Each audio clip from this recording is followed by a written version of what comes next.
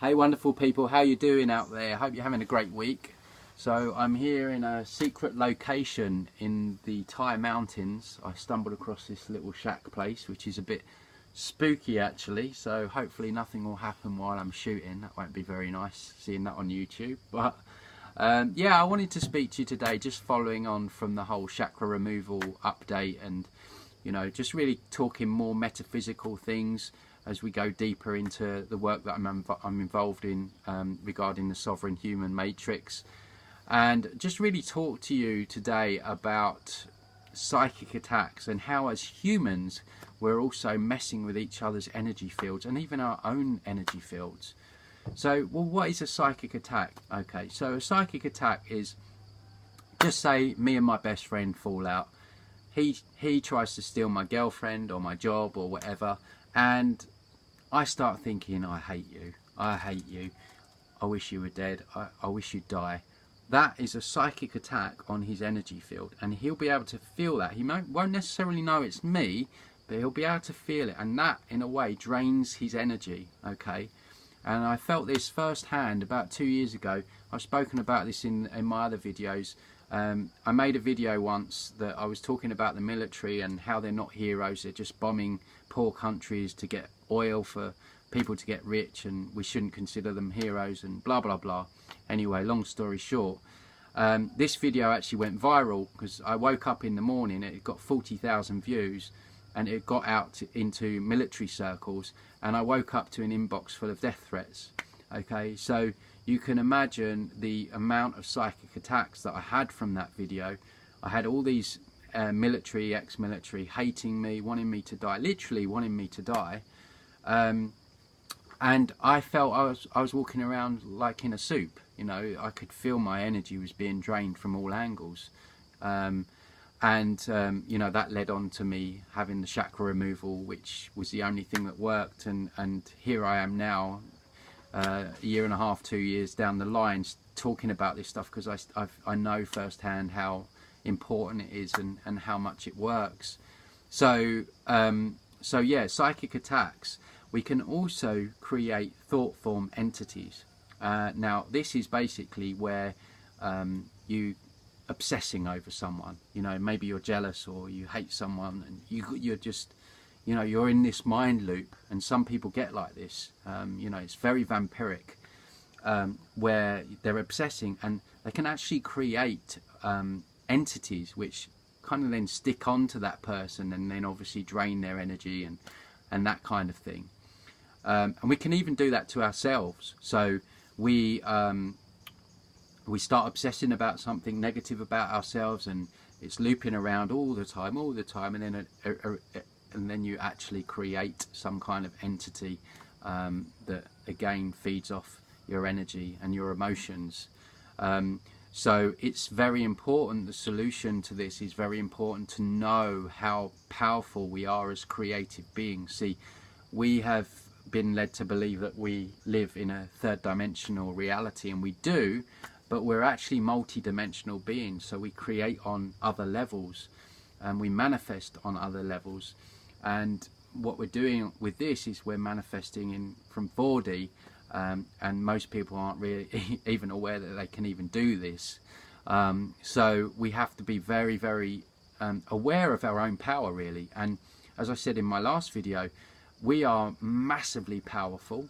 We are just in an amnesic state, and they know how powerful we are, and that's why we are the batteries on this planet. That's why we're being used as the batteries. So it's very important to understand our impact that our thoughts have. And I'm not saying that, you know, never look at the negative, you know, that whole new age bullshit of just ignore any shadow side or anything like that. No, I'm not saying that. We have to look at the shadow to be able to heal it. But I'm just saying that obsessive, you know, dark hatred energy can create stuff both on ourselves and from other people. So it's very important to be aware of that. And this also works when we talk about losing parts of our soul and soul retrieval. What soul retrieval essentially is we're retrieving fractured parts of the soul which has been lost in the lifetime to other people. So what I mean by that is that when we break up with someone in a relationship, the reason that it's so heartbreaking, so traumatic, is not just because you're going to lose that person, but that person potentially has a part of your soul. So there's a battle going on for the soul, okay? And it doesn't have to be intimate relationships. It can be family members, it can be best friends, someone that you're really close with, perhaps you've had a big fallout, and then there's a battle for a piece of that soul. So when we do the soul retrieval, and when I do it in sessions, we're bringing that back to make the soul whole again, basically. Soul whole? I'm a poet and I didn't know it. So yeah, I just wanted to talk about that, because it's really interesting, because we don't really understand the dynamics of our own actions on a 3D level. And just going into more 4D level, another thing that I wanted to bring up is this whole obsession now with getting out of your consciousness, you know, taking DMT, doing astral travel, taking ayahuasca, taking acid. First and foremost, let me tell you, I have had good experiences with this. I'm not saying it's all bad, but people come to me often where they've taken some DMT off some guy off the street. It's made in a factory, or they've gone to the jungle and perhaps they've taken ayahuasca with some fake shaman, and it's not been done in the right environment with the right energy, and they've come back. They're in a session and they're telling me that they're having suicidal thoughts, or now they're getting really bad negative loops coming in since they took that. So what I want to explain is that we have to be very careful with this stuff. It's now my opinion that this stuff is being put out there because they want people out of their consciousness.